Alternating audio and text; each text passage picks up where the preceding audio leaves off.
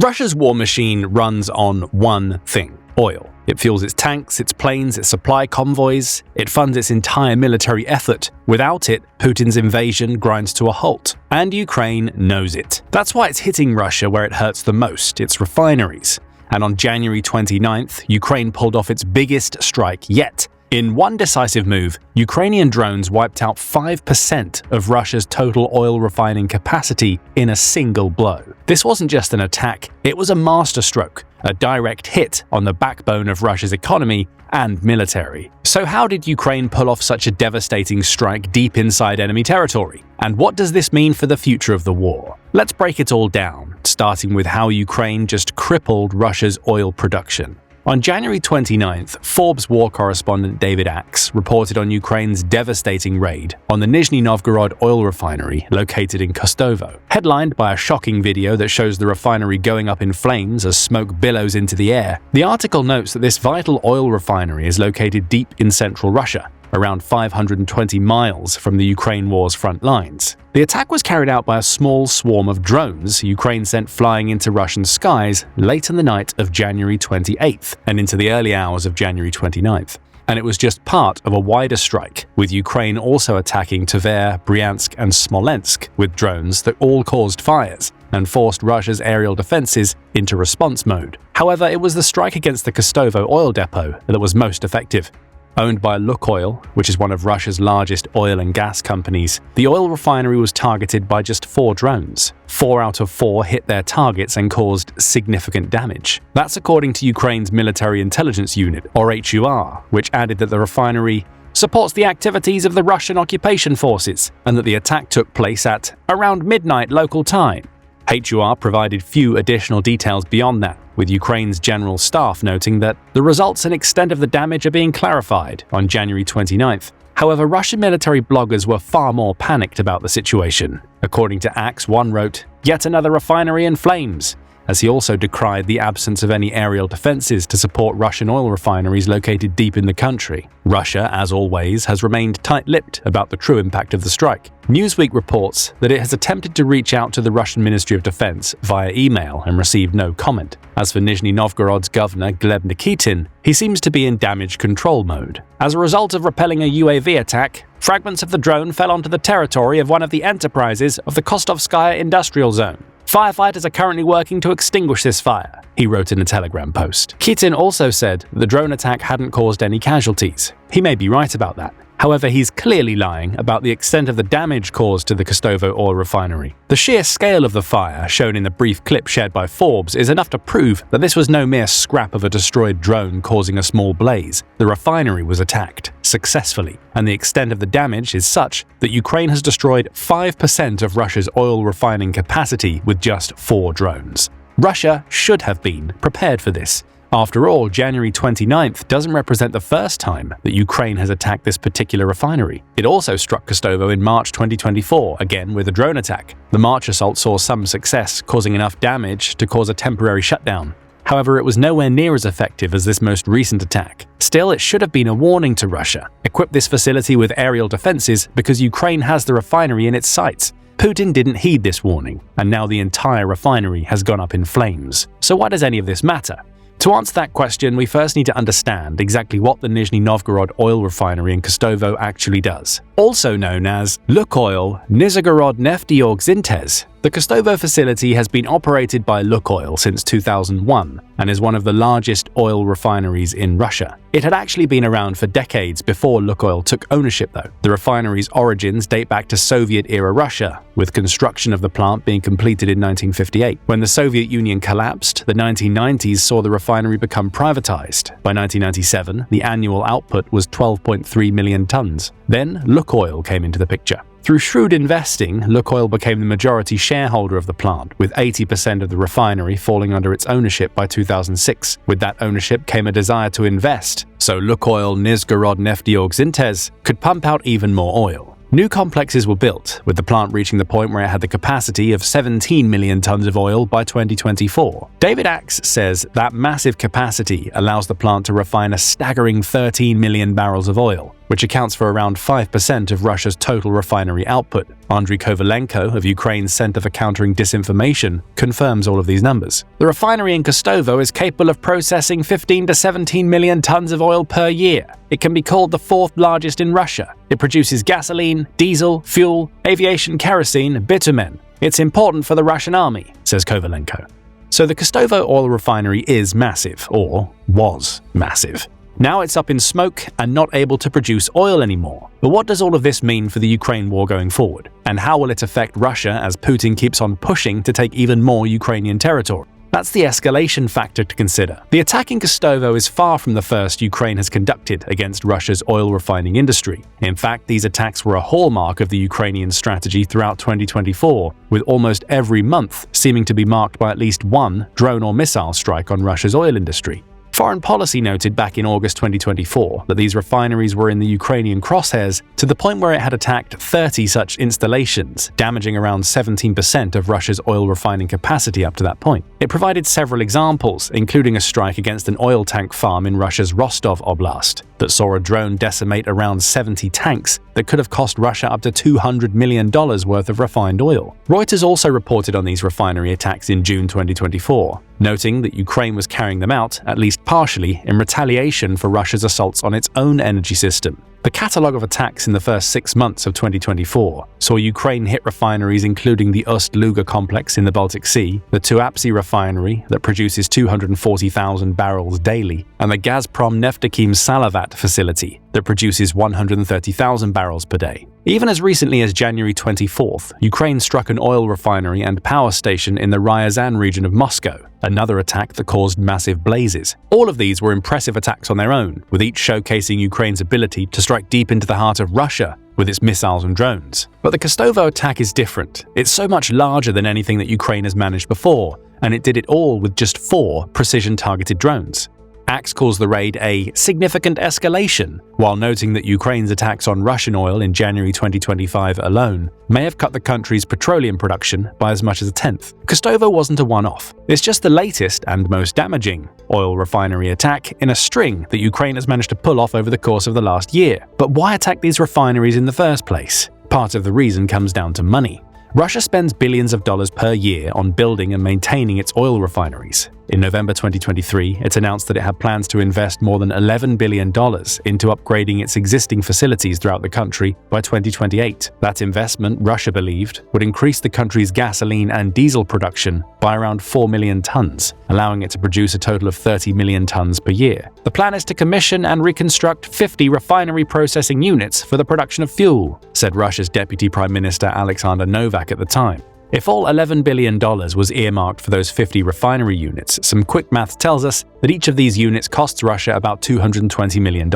Think about what that means in the context of Ukraine's attacks in Kostovo and elsewhere. The drones it's using to assault Russia's refineries are targeting these types of oil processing units, with each successful strike taking a unit out of commission. That lost unit means reduced oil processing capabilities for Russia, meaning it will naturally want to repair or replace what it's lost as quickly as possible. That creates a twofold problem for Russia. First, the destroyed unit means that Russia has to spend up to $220 million on a replacement just to keep its oil refining capacity at current levels. That leads to the second problem. That money has to come from somewhere. The odds are that Russia is being forced to pay for all of these replacement units with the money that it earmarked for building 50 new ones back in 2023. So each destroyed unit not only reduces Russia's oil refining capacity for as long as the unit is offline, but it cuts into planned capacity upgrades in the future. It's a win-win for Ukraine.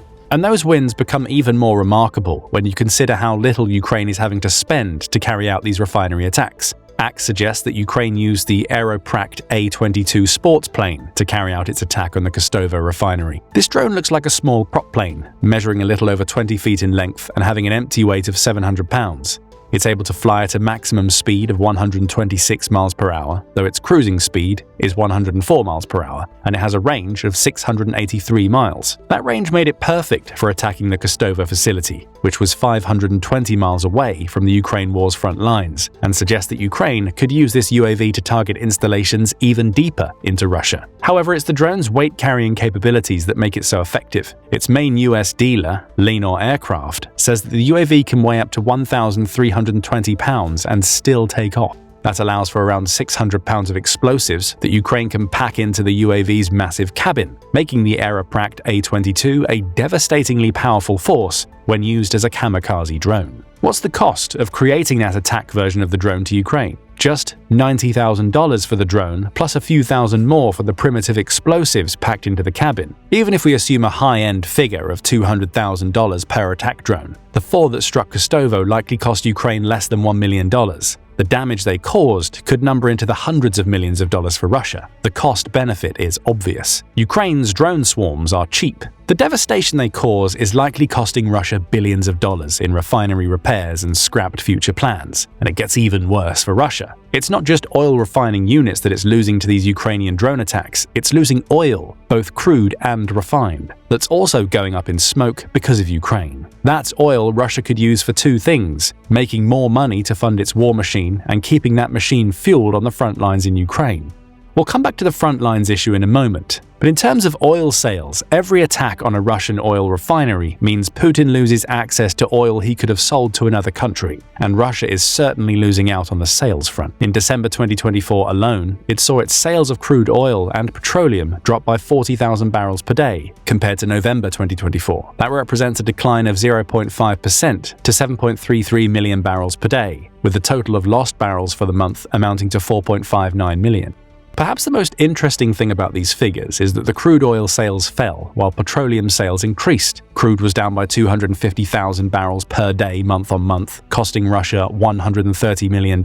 Petroleum sales picked up some of the slack, rising by 210,000 barrels per day, hence the total 40,000 barrel loss, with revenue up by $550 million. That creates an interesting situation where Russia is selling less oil in terms of barrels, but is actually making more money than it did before due to its focus on petroleum products. Petroleum that is made in oil refineries. The Kostovo attack, along with Ukraine's strikes against so many of Russia's other refineries, begin to make even more sense now. Ukraine has noticed that Russia is getting most of its oil money not from crude, but from the refined oil products it's selling to other countries. Attacking those products leaves Russia with far less to sell, which means that these increasing sales of petroleum may soon become a thing of the past. After all, how can Russia sell refined oil and the machinery needed to make it when that oil has gone up in smoke? There's plenty of evidence to suggest that this was Ukraine's plan all along. For example, do you remember that we mentioned Ukraine's previous attack on the Kostovo refinery in March 2024, along with its many other attacks on refineries throughout the first half of 2024? Those attacks clearly had an effect on Russian oil sales. In May 2024, Bloomberg reported that shipments of diesel, another refined oil product, from Russian ports had declined notably since January 2024. That month was a bumper one, seeing Russia export about 1.2 million barrels of diesel per day. By February, a month after Ukraine started its concerted oil refinery campaign, that number had dropped to a little over 1 million barrels per day.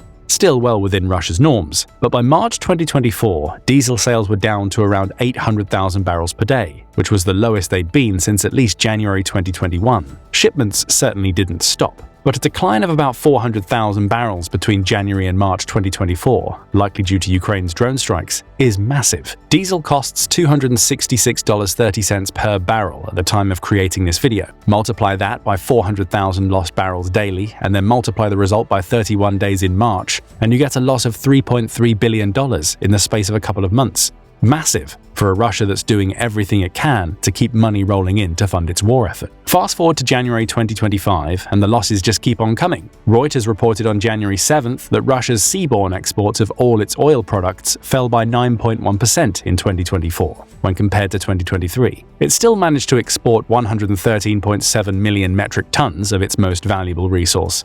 But the Ukrainian drone attacks clearly took their toll. Russia's oil refining capacity also dropped to 267 million metric tons in 2024, its lowest level since 2012. And now, Russia has just lost 5% of its refining capacity thanks to the Kostovo drone attack. It's almost a death by 1,000 cuts scenario. Each Ukrainian strike against a Russian oil refinery or storage facility destroys stockpiles and clogs up the gears of the country's energy machine. More strikes mean more damaged gears in that machine, with the result being the slow yet consistent declines that we've seen throughout 2024 and into 2025. Add larger attacks like the one in Kostovo and it's clear that Ukraine's tactic of bottlenecking the oil revenue flowing into Russia is starting to work. That means we'll likely see more of these attacks in the future. As Axe points out in his Forbes article, the United States and Ukraine's other Western allies have been helping Ukraine to take these bites out of Russia's oil exports via sanctions. That support continued right up until former President Joe Biden left office, with the US announcing a new set of sanctions against major Russian oil producers, including Gazprom and Surgutneftegas, on January 10th, designed to prevent those producers from using around 180 vessels to ship Russia's oil products. Ukraine will hope such sanctions continue. However, it also has to deal with America's change in presidential administration, with Donald Trump entering office potentially leading to changes in these sanctions.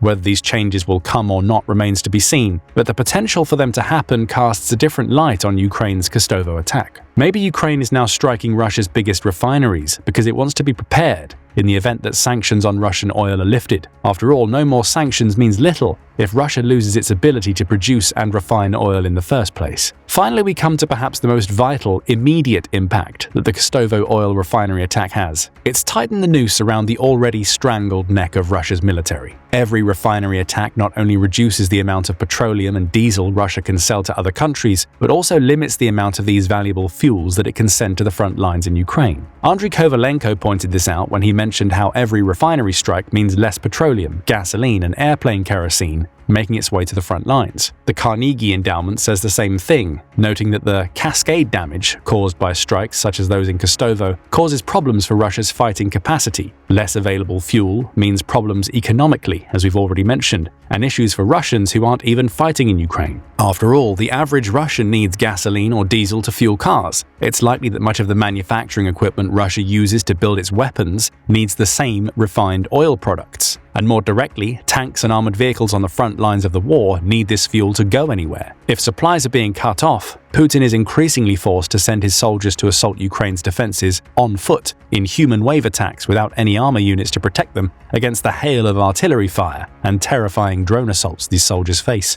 The net result? More casualties for a country that's already lost over 839,040 of its soldiers, according to Ukraine's figures, and is struggling with manpower issues. So the Kostovo attack is yet another, albeit the most impressive and damaging, example of Ukraine placing Putin into a catch-22 situation. Does Russia focus on selling as much of its refined oil products as possible to keep money flowing into the country? It could. That would at least allow Putin to prop up his country's ailing economy for a little longer, as the weight of sanctions bear down on Russia. However, doing that means committing to using less of that refined fuel for Russia's soldiers on the front lines, and even the country's regular people. Can Putin afford to do that? Every stalled-out tank and armored vehicle that can't move because it has no fuel ultimately leads to Russia's casualty rates increasing, and if Putin starts taking oil from everyday people, he risks creating unrest that could lead to an internal push for him to end the war. Ukraine knows all of this. That's why the attack on Kostovo was so ingenious. On the surface, that attack is impressive enough, due to taking out 5% of Russia's refined oil manufacturing capacity. But digging deeper shows us that this attack, and the general targeting of Russia's refining throughout 2024, is creating serious economic, military, and morale problems in Russia, while relieving pressure on Ukraine's troops on the front lines. This isn't just a now problem for Putin. If Ukraine keeps up its attacks, it could become a forever problem for Russia and its war-hungry leader. But what do you think about what happened in Kostovo? How badly will losing up to 5% of its oil refining capacity affect Russia as the Ukraine war moves deeper into 2025? How much damage do you think Ukraine will do to Russia's oil refineries this year?